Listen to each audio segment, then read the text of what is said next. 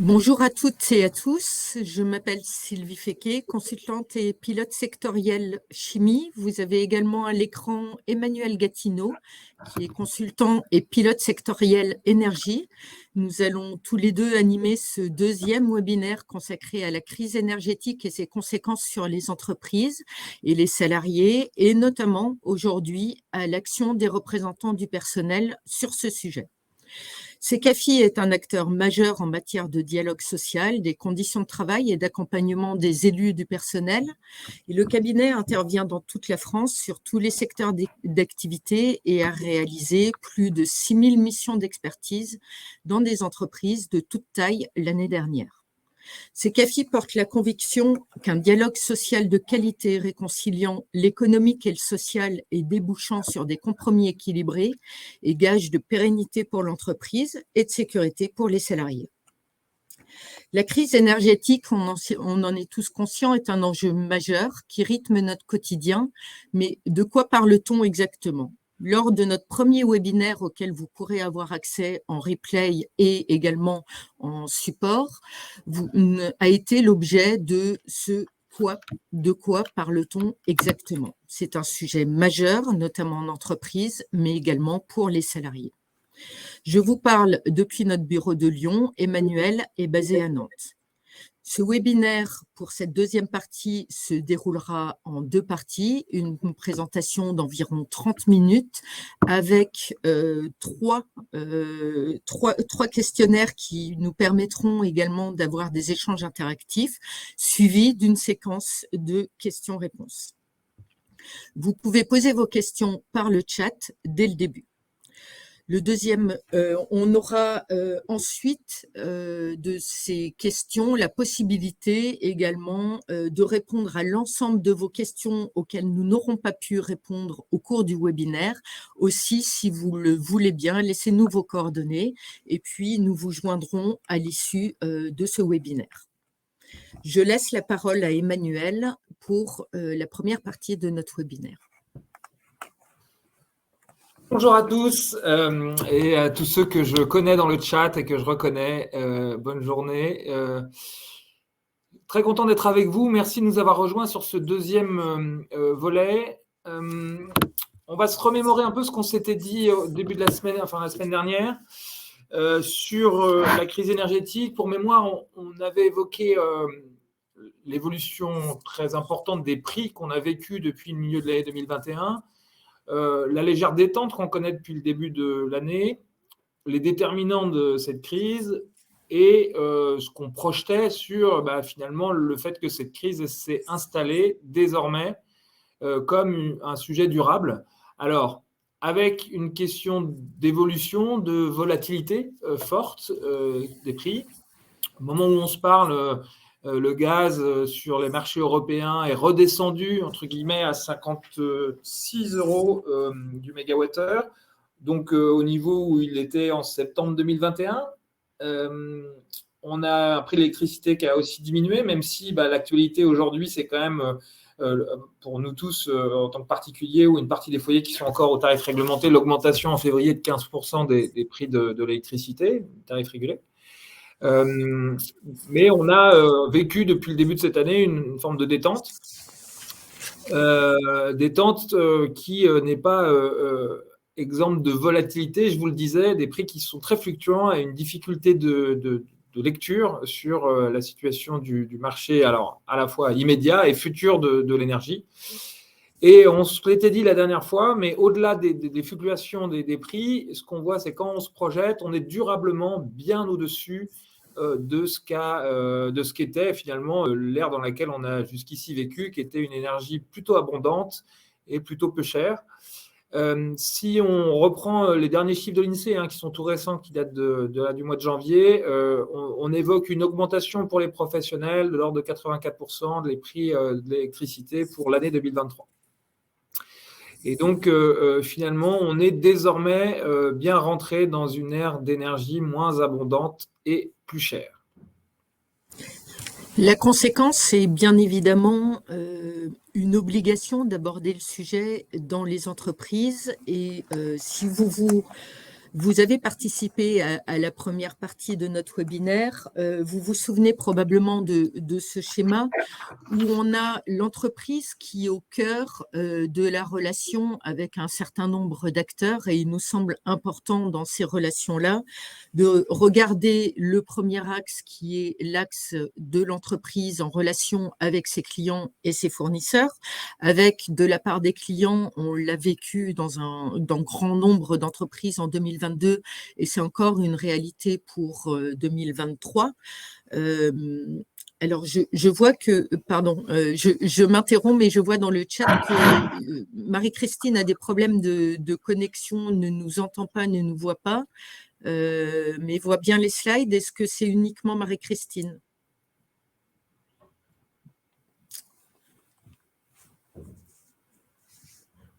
Ok.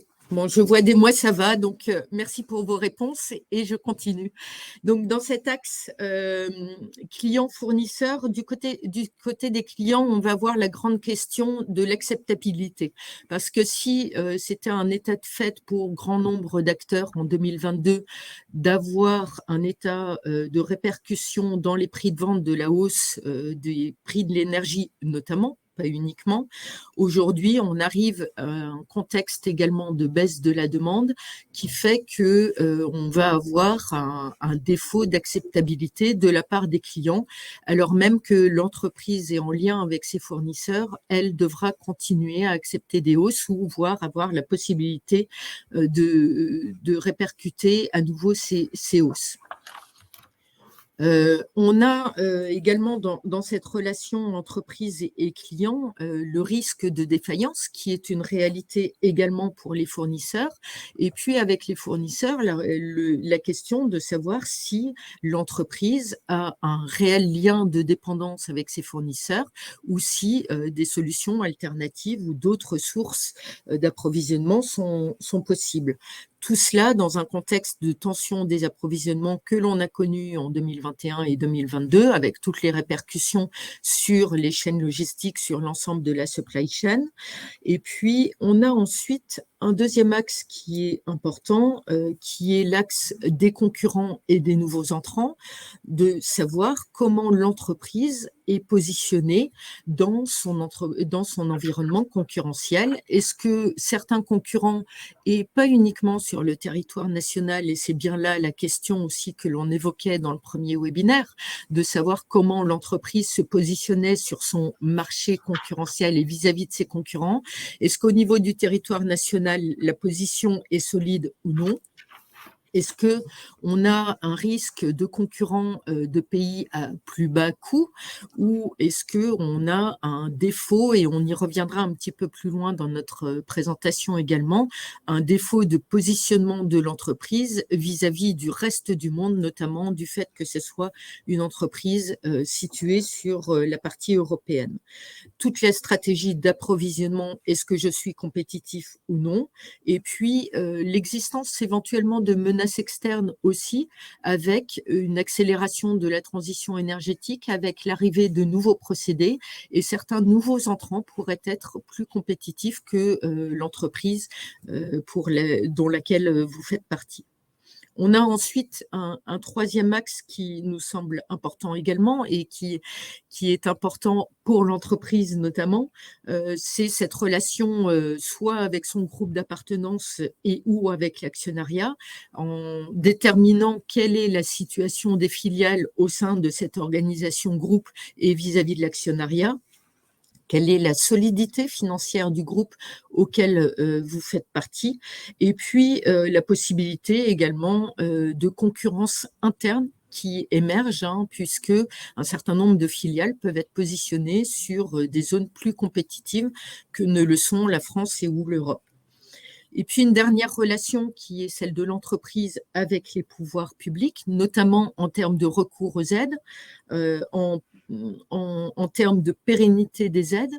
On est dans des situations un petit peu exceptionnelles, même non vécues depuis début 2020 pour la France, avec un certain nombre d'aides qui ont permis à un certain nombre d'entreprises de garantir leur pérennité à court et moyen terme. On sait aussi qu'un certain nombre d'échéances de remboursement de prêts, notamment, de PGE arrivent et peuvent mettre en difficulté les entreprises. Donc, quel est le soutien des pouvoirs publics par rapport à cela?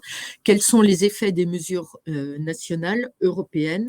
Et puis, quelles sont les évolutions de la législation qui vont peser favorablement ou défavorablement pour l'entreprise?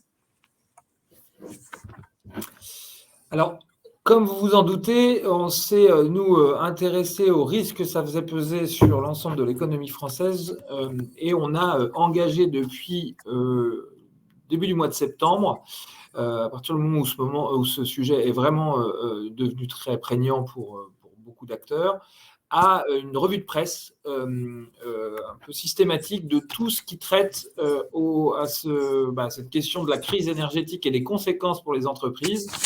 Et cette revue de presse, on l'a engagée depuis septembre, je vous le disais, jusqu'à la fin du mois dernier, là, fin janvier.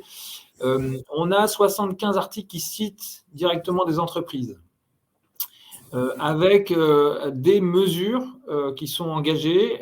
Et vous voyez sur l'écran, pardon, je ne vous ai pas présenté l'image, la répartition des entreprises citées, des secteurs qui sont concernés.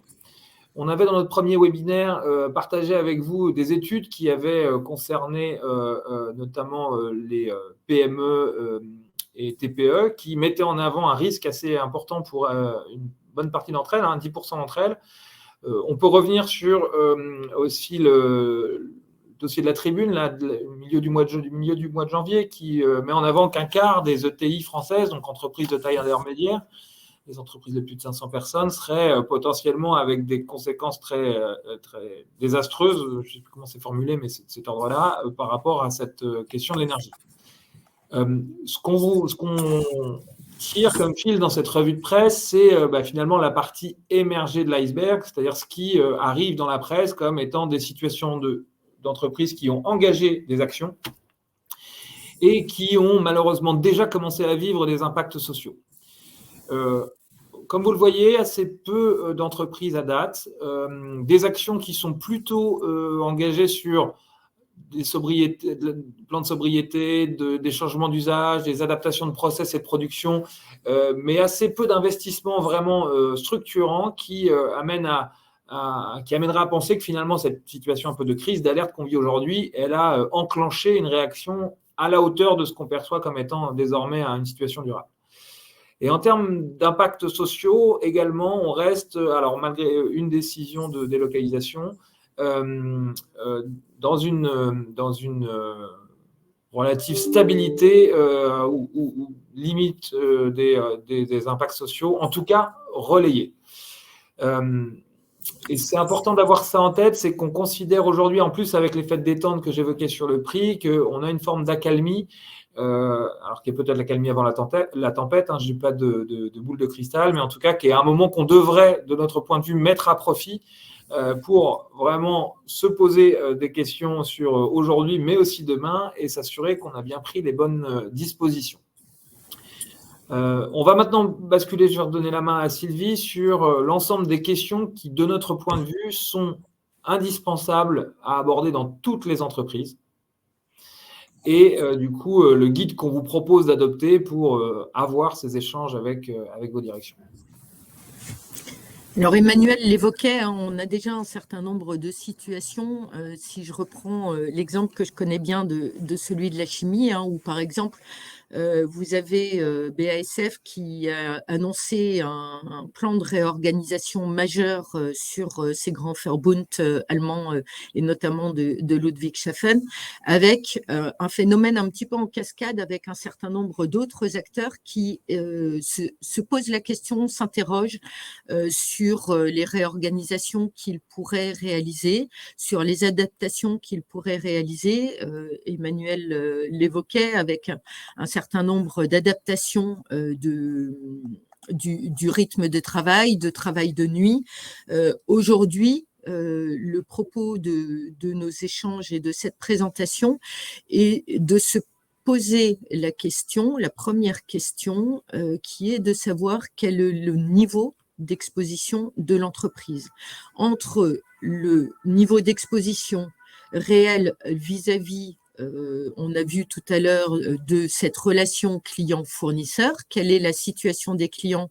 Quelle est la situation des fournisseurs? Puisque, bien évidemment, si l'un ou l'autre et l'un et l'autre se retrouvaient en situation de difficulté, il y aurait des répercussions pour l'entreprise. On l'a évoqué tout à l'heure.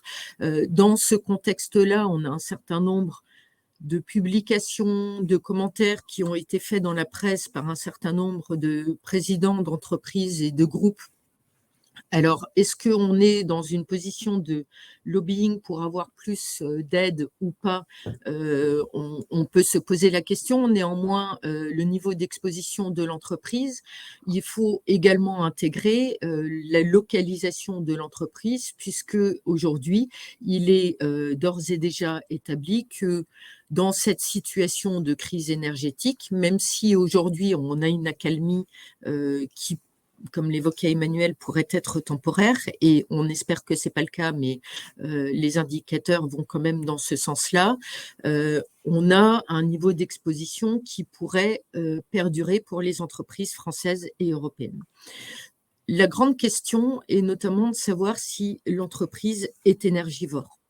On va avoir le cas d'entreprises qui vont faire partie, pour les plus énergivores, du consortium Excelsium, par exemple. Il y a une certaine forme de protection, ou en tout cas d'anticipation des conséquences d'une augmentation, et donc une capacité d'absorption. Et c'est le deuxième volet, de savoir comment et de quelle marge d'atténuation peut bénéficier l'entreprise. Et donc, il est important pour vous, en tant que représentant du personnel, d'avoir ces trois sujets en tête. Dans ce niveau d'exposition, est-ce que je suis dans un contexte d'être énergivore? Quel est mon volume de consommation? Quelles sont les communications qui ont été faites à ce niveau-là?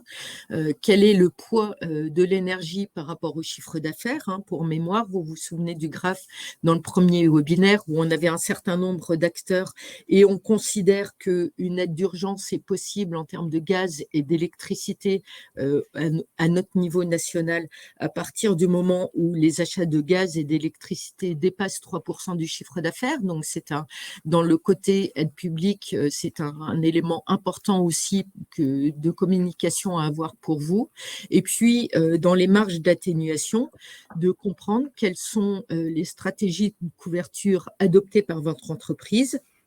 Et puis, comment vous pouvez répercuter ces hausses de coûts dans vos prix de vente, sachant qu'on a déjà un exercice 2022 qui a été particulièrement conséquent en termes de hausse de prix de vente. J'ai un certain nombre d'exemples en tête où, dans une entreprise en particulier, certains commerciaux ont dû négocier jusqu'à 15 hausses de prix de vente sur une famille de produits au cours de l'année 2022. Donc, en face, dans ces capacité de marge d'atténuation, on anticipe que 2023, dans un contexte de baisse de la demande, sera probablement plus difficile pour répercuter des hausses de coûts dans les prix de vente.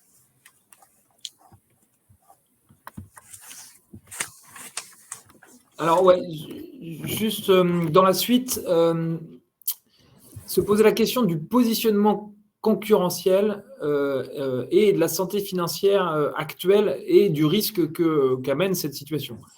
On a évoqué une hausse moyenne pour les pros de l'ordre de 84% du prix de l'électricité pour 2023. En tout cas, c'est la projection que fait l'INSEE. On a eu, nous, des exemples d'entreprises qui ont vu leurs coûts, parce qu'elles ont dû renégocier le contrat à des mauvais moments, multipliés par 9.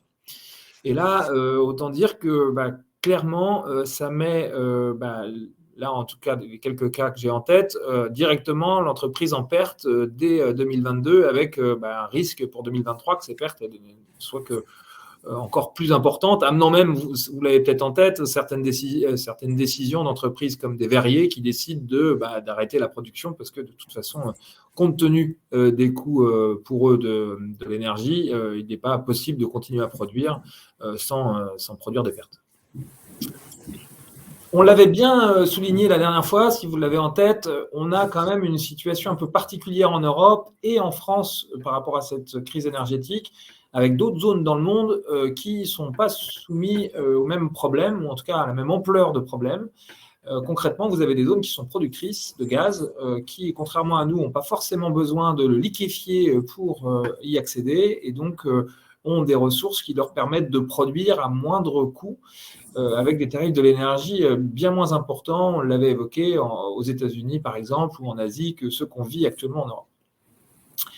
Et puis, il y a bien sûr la situation de l'entreprise avant ces augmentations de prix. Quelle était sa situation financière? On se l'était dit, je crois, la semaine dernière aussi, mais dans l'étude de TPE-PME, il y a un sujet autour du remboursement des PGE. Vous avez un certain nombre d'entreprises qui sont malheureusement, suite à cette crise du Covid, déjà dans une situation où elles ont dû emprunter et elles n'ont pas forcément de filet de sécurité financier pour à nouveau faire face à finalement cette augmentation importante pour certaines des prix de l'énergie.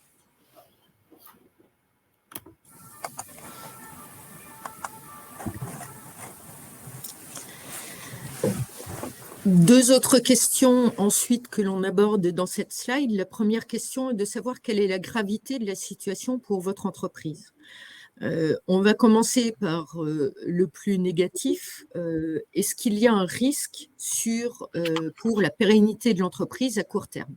Est-ce que, compte tenu de l'ensemble des éléments que l'on vient déjà d'évoquer, est-ce que ma situation d'entreprise pourrait être en difficulté incessamment sous peu? Deuxième contexte, moins négatif et portant moins en conséquence, est-ce que le risque est limité uniquement à court terme?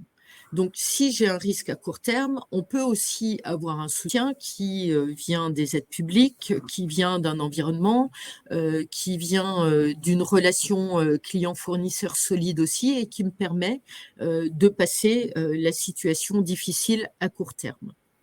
Et puis, la troisième situation, qui est beaucoup plus positive, peut être également une situation d'effet d'aubaine. Est-ce que je suis mieux positionnée dans ce contexte vis-à-vis notamment de ma concurrence, dans mes marchés? Est-ce que ce ne serait pas aussi l'opportunité pour accélérer notamment les questions de transition énergétique et environnementale? On voit un certain nombre d'acteurs qui aujourd'hui se préoccupent des conséquences sur les coûts de production, on l'a évoqué, qui sont significatifs, notamment vis-à-vis du coût énergétique. On n'a pas uniquement le coût énergétique, on a aussi l'ensemble des évolutions, notamment au niveau européen, générées par les exigences du Green Deal, ou en tout cas ce qui a été stipulé au niveau européen dans le cadre du Green Deal. Et la situation actuelle pourrait être un catalyseur pour accélérer ces transitions, et donc avoir un meilleur positionnement demain vis-à-vis de ma concurrence, et avoir cet effet d'aubaine que l'on signale en troisième point est beaucoup plus positif, bien évidemment. Le quatrième point, la quatrième interrogation qu'il faut avoir dans ce contexte d'entreprise est de savoir si on a vraiment une menace sur le positionnement concurrentiel à moyen terme. Parce qu'on n'a pas réalisé cette transition énergétique, parce qu'on ne réalise pas une évolution de procédés qui permettrait d'avoir un meilleur positionnement concurrentiel, parce que le fait que je sois un électro-intensif me positionne moins bien sur mes marchés, et parce que mes sources d'approvisionnement alternatives aujourd'hui ne sont pas suffisamment identifiées, sécurisées ou couvertes, et mettent mon entreprise en difficulté, notamment en termes de coûts et donc en termes d'attente vis-à-vis de mes clients, de hausse des prix de vente que j'aurai à répercuter auprès de ces clients et qui ne sont plus en situation d'acceptabilité de ces hausses de prix de vente. Donc, cette menace concurrentielle est un sujet important aussi qu'il faut avoir à l'esprit en tant que représentant du personnel, à la fois par un certain nombre de leviers que l'on évoquera tout à l'heure dans le cadre des informations consultations que vous pouvez avoir auprès du CSE, mais également de la connaissance conjoncturelles, macroéconomiques que peuvent vous apporter un certain nombre d'expertises et de missions. On y viendra tout à l'heure. Alors, Une fois qu'on a pris conscience des risques qu'on encourait ou des quelques effets d'aubaine qu'on peut avoir, la question qui se pose et qu'il faut instruire avec vos directions, c'est qu'est-ce qu'on fait? Qu'est-ce qu'on engage comme stratégie? Et ce qui est clair, c'est qu'on n'a pas tous le même point de départ. Vous avez des entreprises électro-intensives depuis toujours qui se posent la question de l'économie d'énergie, de la bonne gestion de leur énergie de très longue date. Vous en avez d'autres, comme certaines qui étaient citées dans la revue de presse qu'on a conduite, qui témoignaient du fait que ils avaient commencé par faire un audit pour se rendre compte qu'ils avaient 2/3 de consommation d'électricité le week-end alors que tout était fermé, pour se rendre compte que finalement, ils n'avaient pas pensé à éteindre les compresseurs parce que l'électricité était tellement peu chère ou tellement peu importante pour eux qu'ils laissaient tourner les compresseurs tout le week-end. Donc, c'est clair qu'on n'a pas les mêmes potentiels de gains à obtenir en fonction de l'endroit d'où on part. Alors, qu'est-ce qu'on peut faire? Vous avez beaucoup de mesures internes. Je vous le disais tout à l'heure par rapport à la revue de presse qu'on a fait, c'est ce qui prédomine, c'est-à-dire finalement la façon dont on va trouver des solutions en interne. Et si je remonte sur les exemples qu'on vous a donnés, premiers exemples qu'on a et qui impactent directement les conditions de travail de tous les salariés qui sont concernés, c'est la modification des horaires de travail pour s'adapter notamment aux contrats qui, pour certains d'entre eux, sont organisés au travers des heures pleines, des heures creuses, au travers de périodes où c'est plus intéressant de consommer de l'énergie parce que moins cher, ou parce que vous avez aussi dans les contrats des incitations avec des programmes d'effacement qui amènent à finalement concevoir une réorganisation dans le travail. Vous avez potentiellement des recherches d'autres économies, donc ça peut avoir des effets finalement dominos sur d'autres sujets qui n'ont pas grand-chose à voir avec l'énergie, mais où parce qu'on a une augmentation de coûts à cet endroit, on va devoir finalement réduire à d'autres. Alors ça peut être notamment sur les sujets de négociations salariales qui, on a bien en tête qu'on est dans une période d'inflation, peuvent amener à amener cet argument comme étant un élément limitant la négociation salariale. Sauf que, on le sait bien, cette situation, on la vit tous et que c'est sans doute pas la meilleure façon de engager les gens à avoir un comportement vertueux et notamment à aller vers l'investissement si on n'a pas les moyens de le faire. Vous avez des sujets autour des usages, réduction de consommation d'énergie qui sont alimentés et mis en avant dans ces plans de sobriété. Et puis, vous avez, on l'a évoqué déjà, votre capacité à répercuter vos prix sur les clients. C'est assez logique et malheureusement habituel que votre capacité à revoir vos prix elle dépend de ce qu'on appelle le pricing power. Donc, en gros, les grandes multinationales qui ont un effet de levier important sur le marché sont plus capables de faire évoluer leurs prix que des entreprises qui sont, elles, intégrées dans des chaînes de valeur avec des grands donneurs d'ordre qui, au contraire, vont faire peser sur elles l'obligation de faire les économies et l'absence de prise en compte d'augmentation des prix. Tout dépend du rapport de force à l'intérieur des secteurs qui peuvent être très différents entre les secteurs. En investissement, il y aurait beaucoup de choses à faire. Déjà en autoproduction, alors ça commence, ça ne va pas vraiment dans le sens de la transition. Ce qu'on a vu, c'est une augmentation des devis en termes de groupes électrogènes, c'est-à-dire de capacité des entreprises à investir. Alors pour l'instant, c'est les devis, on va voir si ça se transforme en commande, mais à investir dans des capacités d'autoproduction. On a bien sûr des autoproductions renouvelables aussi avec la multiplication des projets solaires ou des projets éoliens sur les sites. Vous devriez avoir des réflexions sur les process et sur l'adaptation finalement des activités en lien avec un futur qui devrait être beaucoup plus économe en énergie. Comme on vous le disait, en tout cas, ce qui ressort, ce n'est pas véritablement ce qu'on perçoit à date. Et puis, vous avez toutes ces mesures externes. Comment vous allez capter ces différentes aides? Alors, les dispositifs évoluent. Le premier niveau d'aide gaz-électricité jugé complexe est mis en place à l'été dernier, a évolué au mois de septembre. Et donc, vous avez progressivement une multiplication des aides. En tout cas, il y en a eu sur l'année dernière. Vous avez la volonté ou pas de recourir à l'activité partielle ou à réduire l'activité. Je l'ai évoqué dans le cas des verriers, qui a été médiatisé.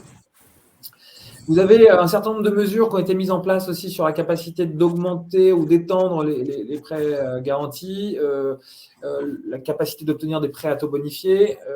Et puis, vous avez un certain nombre d'aides qui ont été mises en place progressivement, qui, en fonction de la taille de votre entreprise ou de vos secteurs d'activité, ou du seuil qu'évoquait Sylvie tout à l'heure, de la hauteur de 3% de chiffre d'affaires qui est la dépense énergétique, qui vous sont accessibles.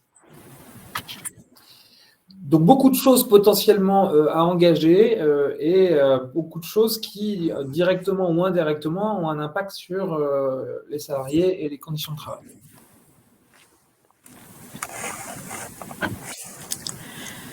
Par rapport à cela, nous l'évoquions tout à l'heure, vous avez un certain nombre de leviers et d'échanges possibles au sein de l'instance.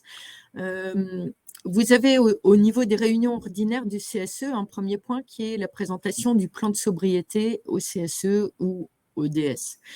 On vous a tout à l'heure lancé un petit sondage en parallèle de notre présentation.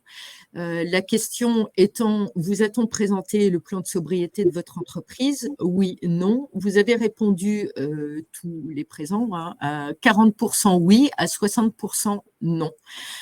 Donc, c'est déjà un élément relativement significatif parce que dans le contexte à la fois national et d'entreprise, on voit bien que c'est un élément extrêmement important. Vous êtes 95 votants, on a uniquement 40% d'entre vous qui a eu une présentation réelle. Encore, il faudrait pouvoir, et ce sera peut-être l'objet de nos échanges en fin de présentation, de savoir quel était le niveau de présentation aussi de votre plan de sobriété au sein de votre entreprise. Parce que, comme toute information, on a des niveaux différents. On a aussi, au sein de la réunion ordinaire du CSE, la possibilité, par votre direction, d'inclure la trajectoire de réduction pour l'année en cours. En l'occurrence, pour 2023, on est sur une année extrêmement volatile, on l'a évoqué tout à l'heure, qui va rester volatile, en termes de coûts, qui va rester volatile probablement en termes de demande. On voit bien que le portefeuille de commandes sur le premier semestre 2023 est restreint et donc avec des conséquences aussi, comme on le vit malheureusement bien souvent, sur des trajectoires de coûts et de volontarisme de réduction des coûts au sein de l'entreprise.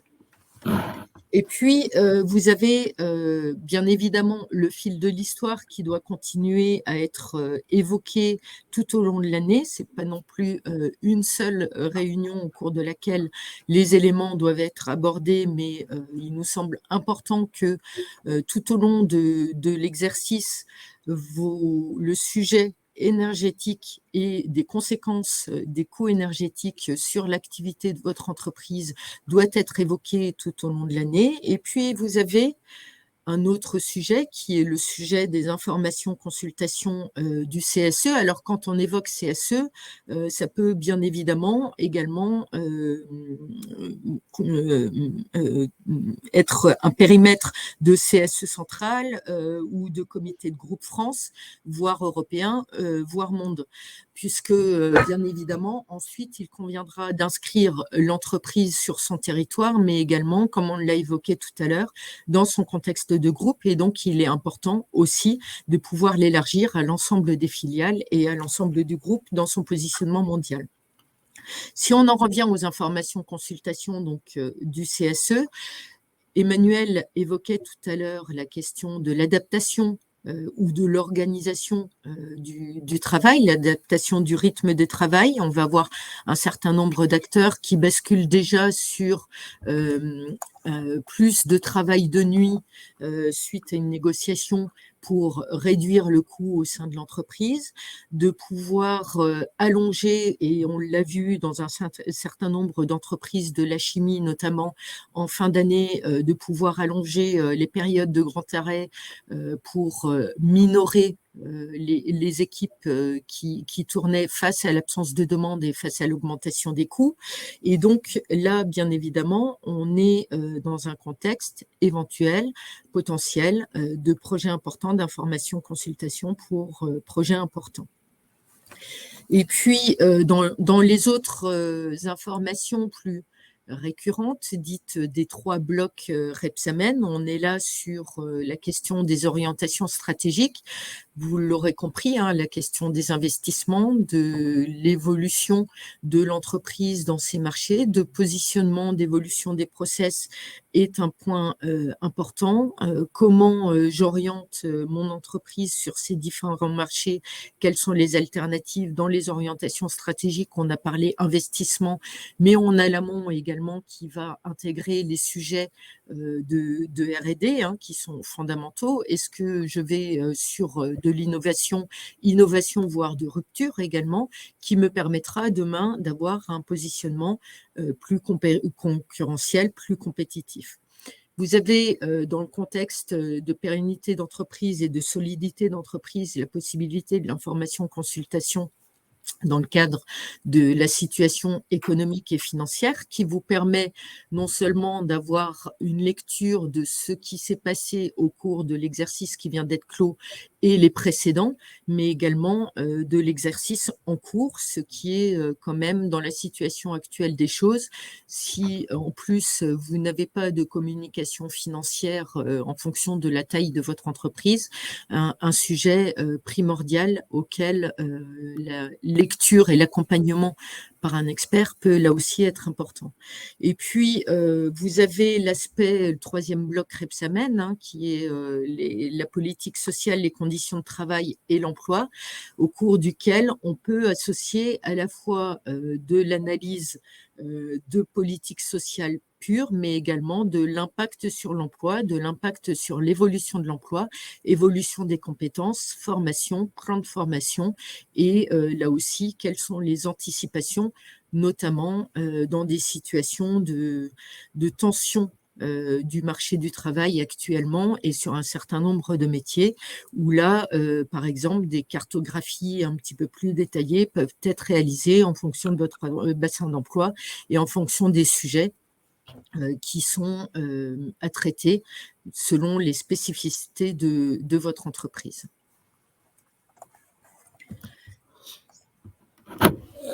Vous avez aussi, à l'occasion des négociations, et là c'est plutôt les organisations syndicales bien sûr qui sont en première ligne, mais pour vous c'est à la fois aussi votre engagement dans le CSE est lié aussi à cet engagement dans une organisation syndicale. Dans le cadre de négociations, vous avez beaucoup d'occasions de mettre ce sujet sur la table, et moi je vous invite à ne pas vous en priver. On va y revenir après sur les enjeux devant nous. Dans cette période de négociation autour des sujets d'inflation, négociation annuelle obligatoire, on a vu apparaître des sujets autour de plans de mobilité durable mis en avant par les directions parfois de façon un peu anecdotique. C'est un vrai sujet. C'est un vrai sujet parce que la tension, là, on s'est focalisé gaz, électricité, mais on la connaît bien sur le carburant, bien sûr. Et réfléchir à ces plans de mobilité durable et à prendre en compte les coûts que du coup les salariés ont à supporter, c'est bien aussi discuter de ce sujet de l'énergie et de la façon dont l'entreprise se prépare à un nouveau monde d'énergie beaucoup plus onéreuse. Dans le cas du télétravail, vous pouvez avoir des volontés de développer le télétravail, donc de renvoyer les gens chez eux pour du coup limiter les dépenses énergétiques des bâtiments. Là, il y a un effet rebond très direct autour du fait que c'est des salariés qui se retrouvent à supporter le coût du chauffage chez eux. Donc là aussi, dans notre esprit, un débat à avoir à l'occasion de ces discussions autour du télétravail, qui est un sujet qui s'est bien imposé depuis le Covid. Et puis, vous avez malheureusement les sujets de mise en place d'activités partielles. Alors, que ce soit de droit commun ou de longue durée, je ne voulais pas préciser tout à l'heure, mais dans les mesures, l'activité partielle de longue durée a été étendue donc, à la situation de crise en Ukraine, donc peut être mobilisable par rapport à cette situation de crise énergétique avec un certain nombre de critères à démontrer. Mais voilà, tout ça, ça amène des discussions. Ça amène à la nécessité de négocier et ça amène, dans le cadre de ces négociations, à bien mettre sur la table cet enjeu de l'énergie pour aujourd'hui et pour demain. Deuxième élément qu'on voulait rappeler, c'est l'existence du droit d'alerte. Alors, vous avez aussi un droit d'alerte environnemental, mais on s'est focalisé sur le droit d'alerte économique parce qu'on considère vraiment, alors je fais état de l'étude TPE-PME dont je je vous en ai parlé tout à l'heure, mais aussi faire référence encore une fois au dossier de la Tribune là, de janvier sur les ETI. On a une problématique majeure de pérennité liée à cette situation de l'énergie. Et notamment dans un monde qui reste quand même très concurrentiel, dans un monde où on a d'autres blocs comme les États-Unis ou autres qui ont des stratégies vraiment de favoriser leur propre économie avec des coûts de l'énergie assez faibles, et on n'a pas forcément le niveau de réaction à la hauteur de cette situation à date. Et donc, malheureusement, je pense qu'il y a matière à être un peu inquiet et à engager cette procédure un peu particulière de droit d'alerte qui, je vous le rappelle, se déroule en plusieurs temps. D'abord, une démarche de questionnement formel de l'entreprise. Ça, l'intérêt, c'est que du coup, avec des questions bien formulées, écrites, vous avez des réponses qui doivent être écrites aussi et qui doivent être motivées par votre direction. Et c'est déjà un premier niveau d'engagement de dialogue qui nous semble nécessaire dans beaucoup d'endroits. Je reprends ce que vous disiez sur le fait que vous n'êtes pas forcément informé, consulté, ni sur le plan de sobriété, ni dans le cadre des infoconsultes. Moi, ça m'interpelle. Et puis, si le niveau des réponses n'est pas à la hauteur de ce que vous en attendez, vous avez la possibilité de passer en phase 2 avec nomination d'un expert et de votre côté, la rédaction d'un rapport auprès des organes de gouvernance de l'entreprise. On est sur une procédure un peu particulière, activable une fois par an par les représentants du personnel et l'expert comptable, enfin le commissaire aux comptes. Donc, on est vraiment dans une procédure exceptionnelle, mais encore une fois, et je rebondis sur vos réponses, sur le fait que vous êtes associé à ces discussions, de notre point de vue, pas avec une réponse à la hauteur du problème. Donc, invitez-vous si vous n'êtes pas invité à ces sujets.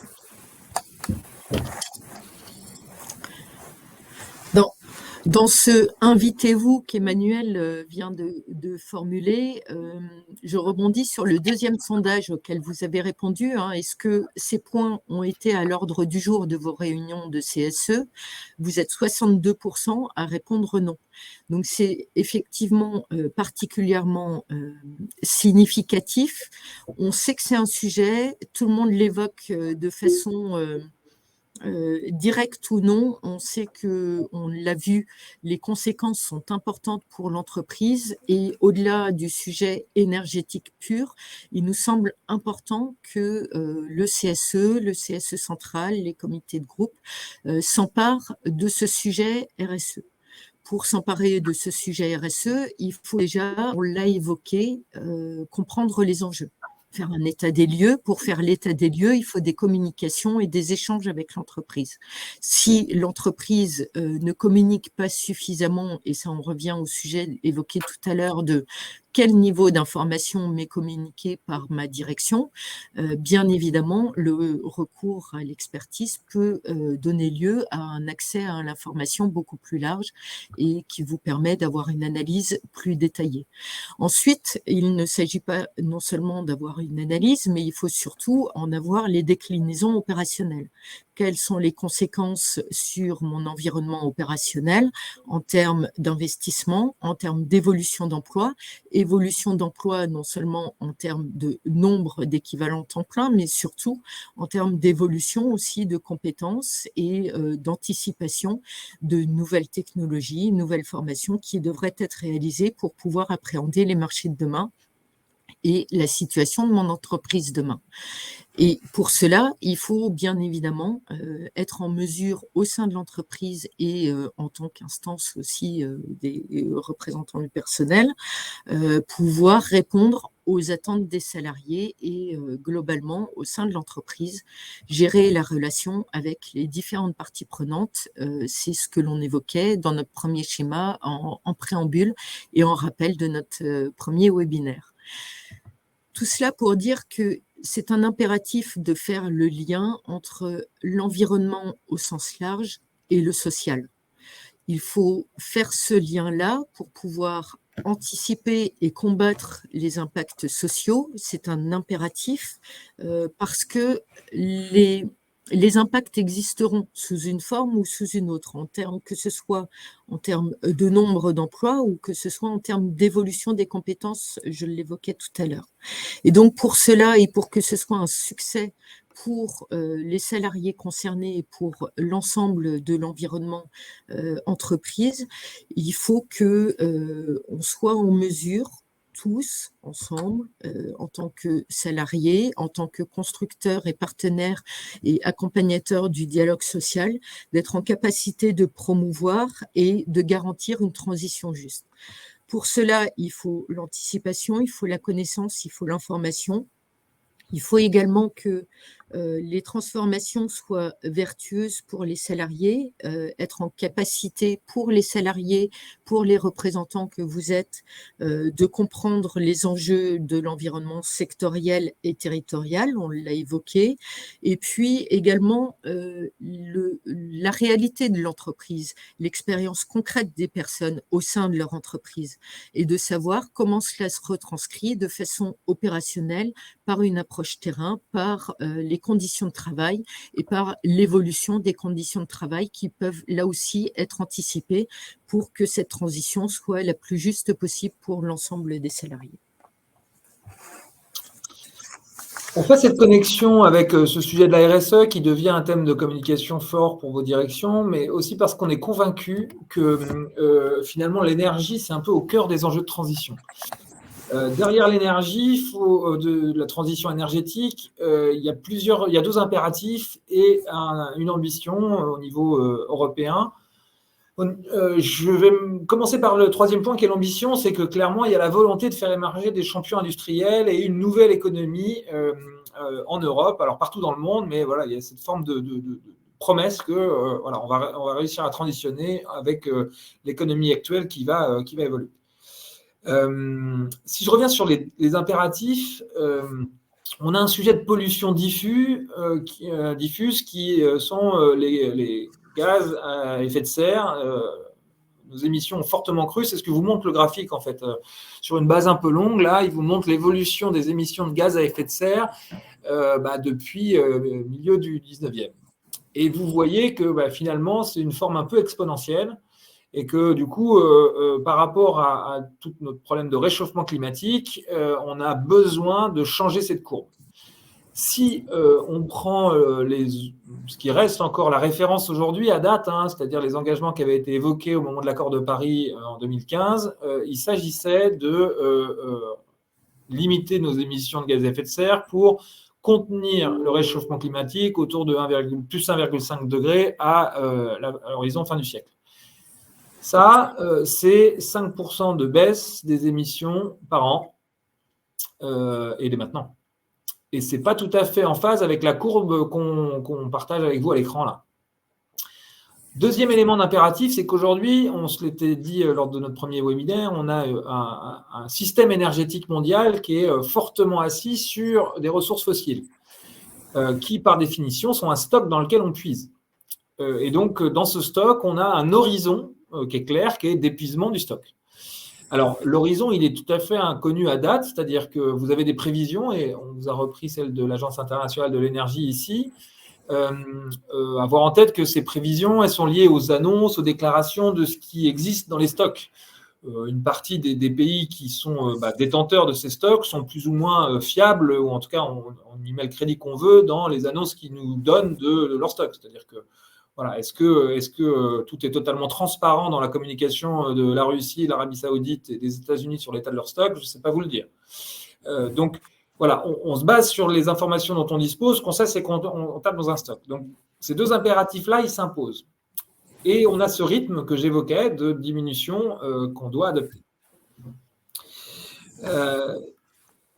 Ça me permet de rebondir sur le sondage, finalement, le troisième qu'on vous a proposé, qui est est-ce que vous considérez aujourd'hui que votre entreprise a engagé une trajectoire de réduction de consommation d'énergie conforme aux enjeux? Et finalement, une majorité d'entre vous, pour le coup, considèrent que oui. 61% d'entre vous considèrent que des 94 personnes qui ont voté considèrent que leur entreprise a engagé une trajectoire de réduction conforme aux enjeux. Alors, c'est possiblement le cas par rapport à l'engagement qui a été demandé au niveau européen de réduction de 10% de la consommation. Et là, je pense qu'effectivement, il y a une partie de la trajectoire qui est atteinte. Notamment lié au fait qu'on a, en tout cas pour nous, un hiver assez doux. Alors, on a des petits pics de froid là, avec les descentes de calottes glaciaires, mais on a quand même globalement un hiver assez doux. On a aussi une petite réduction de voilure en termes d'activité. Tout ça fait qu'on est pour l'instant dans les purs des objectifs qui étaient fixés au niveau européen. Par contre, si on se met dans cette perspective-là, je serais beaucoup plus dubitatif sur la réponse. Pour ma part, en tout cas dans les exemples qu'on perçoit, on est loin d'être dans un engagement de réduction de l'ordre de 5% par an des émissions et donc par effet de ricochet un peu de consommation d'énergie, puisque c'est très lié à date dans beaucoup d'entreprises. On souhaitait, avant de reprendre les questions du chat, terminer sur une page un peu de synthèse pour vous dire qu'à l'issue de ces 2 webinaires, pour nous, cette crise énergétique qu'on vit là, c'est vraiment le signal d'une transition à opérer. Que la seule façon de l'opérer, finalement, Sylvie, je te laisse nous le dire. Il nous semble important, alors on ne va pas le faire en chœur, mais vous avez compris que l'idée était là, c'est l'anticipation et l'action. Les seules manières d'avancer, c'est important. On reviendra sur le chat et les remarques qui sont faites dans le chat, mais effectivement, en tant qu'instance de représentant du personnel, en tant que membre du CSE, en tant que DS, vous avez accès à un certain nombre d'informations via la BDESE également. Alors, c'est vrai que nous ne l'avons pas évoqué, mais c'est un outil qui existe de façon plus ou moins bien utilisée, de façon plus ou moins bien incrémentée par les directions. Mais globalement, avec l'ensemble des outils qui sont à votre disposition et dans la construction du dialogue social et dans l'accompagnement que nous pouvons vous apporter, l'anticipation et l'action sont 2 éléments prépondérants, primordiaux pour votre contexte d'entreprise et anticiper ce qui pourrait être le court terme, moyen terme et long terme en termes d'enjeux pour votre entreprise.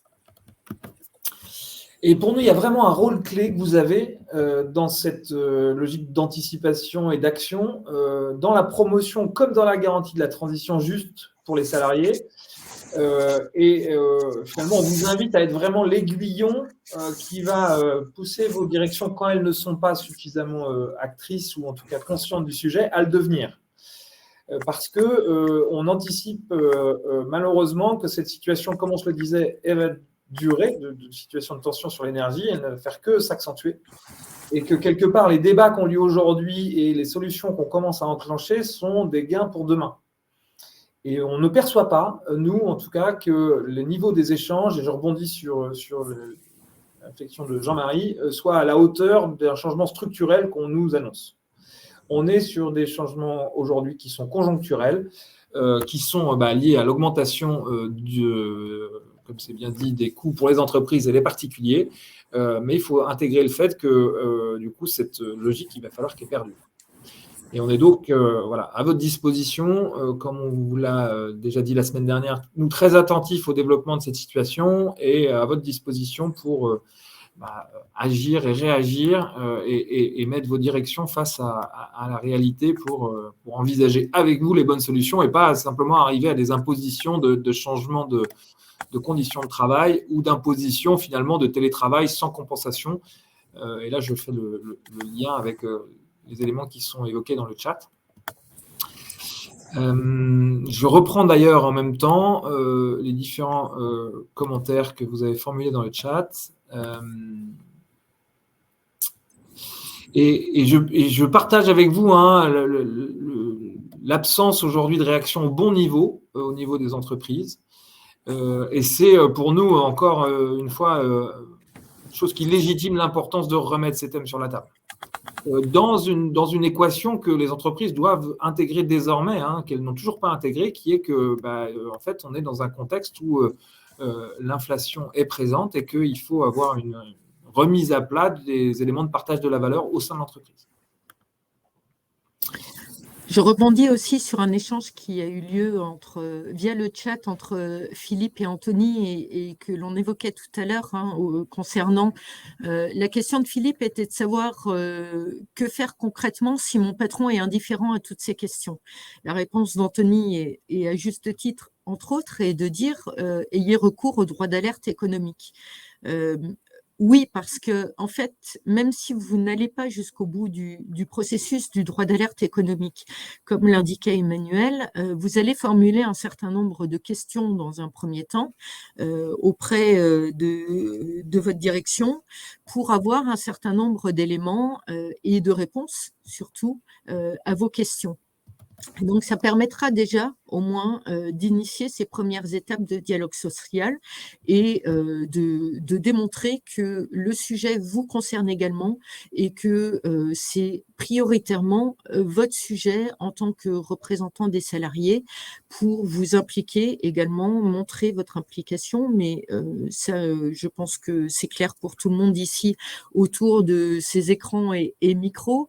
Mais vis-à-vis de la direction, c'est pas toujours une évidence de montrer votre implication dans également les conséquences de cette crise énergétique, et d'évolution environnementale aussi, et de formuler un certain nombre de questions sur le sujet dans le cadre ou dans la perspective d'un droit d'alerte permet aussi de faire réagir votre direction pour pouvoir répondre de façon plus pertinente à vos interrogations.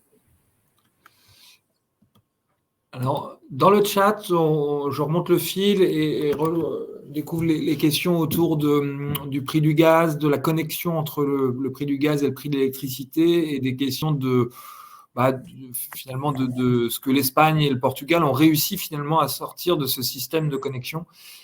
Pourquoi la France ne procède pas de la même façon. Alors, la péninsule ibérique est très peu interconnectée avec les autres pays européens et c'est à ce titre qu'elle a obtenu une dérogation pour le plafonnement du prix du gaz utilisé pour produire de l'électricité. La France est beaucoup plus connectée, donc elle n'est pas du tout dans la même situation que la péninsule qui lui permettrait finalement d'obtenir de la part de Bruxelles, une forme de dérogation aux règles en vigueur en Europe. Toute la stratégie aujourd'hui française, c'est de faire évoluer cette règle de connexion entre les prix du gaz et de l'électricité pour obtenir cette déconnexion. Ça n'a manifestement jusqu'à présent pas encore porté ses fruits et on reste dans cette volonté affichée par notre gouvernement de faire évoluer les règles européennes pour tous et finalement d'obtenir qu'on change le système actuel qui effectivement conduit à cette relation directe entre prix du gaz et prix de l'électricité. On a beaucoup parlé la semaine dernière, malheureusement sur les approvisionnements en gaz, on sait qu'on est rentré dans une période de tension assez durable, en tout cas tant que la crise avec la Russie va perdurer. Alors, on a un certain nombre de questions et d'échanges et d'exemples qui sont repris dans le chat autour du télétravail. Alors, c'est vrai que c'est un sujet majeur. C'est tellement un sujet majeur que l'on en a fait l'objet de certains webinaires également que vous retrouverez sur notre site internet CECAFI. Et puis, donc, vous avez accès au replay. Et puis, effectivement, ça pourrait être également l'objet d'un nouveau webinaire suite notamment aux NAO qui sont en cours. Alors certains accords sont conclus à date, d'autres sont encore en cours de négociation, mais ça peut faire l'objet également d'évolution dans le cadre des NAO et on vous fera un webinaire spécifique. On a déjà eu des webinaires NAO que vous retrouverez également sur notre site internet CECAFI. Et on aura l'occasion de revenir sur ces sujets-là à la mi-février au cours d'un webinaire, là aussi spécifique NAO. Alors, écoutez, on arrive à peu près au bout. Il y a beaucoup de questions auxquelles peut-être on n'aura pas le temps de répondre. J'essaie de voir celles qui peuvent être assez rapides pour répondre un maximum. Écoutez, vraiment, peut-être... pour conclure, décret tertiaire qui est évoqué par Anne. Effectivement, vous avez de plus en plus d'incitations pour les entreprises à on va dire, agir. Après, voilà, vous avez aujourd'hui, en termes de contraintes et de risques à l'inaction, finalement, assez peu d'éléments. Donc, c'est ça qui freine. Et c'est pour ça que votre rôle d'aiguillon est fondamental pour qu'enfin, finalement, on accélère et on mette en œuvre, décret tertiaire ou autres, toutes les obligations qui sont de plus en plus importantes et qu'il faudrait qu'on mette en œuvre. Écoutez, on arrive au bout de la présentation. Je vais allonger le temps, c'est bien noté. Désolé pour ça. On vous invite, si vous avez ces sujets dans vos entreprises et que vous êtes concernés, à nous solliciter. On est, comme on vous l'a dit, très attentif à tous ces éléments. Et merci de votre attention et de l'ensemble de vos contributions et échanges. Merci beaucoup pour votre attention et à bientôt pour d'autres webinaires ou d'autres échanges. Bonne journée à tous. Bonne journée. Au revoir.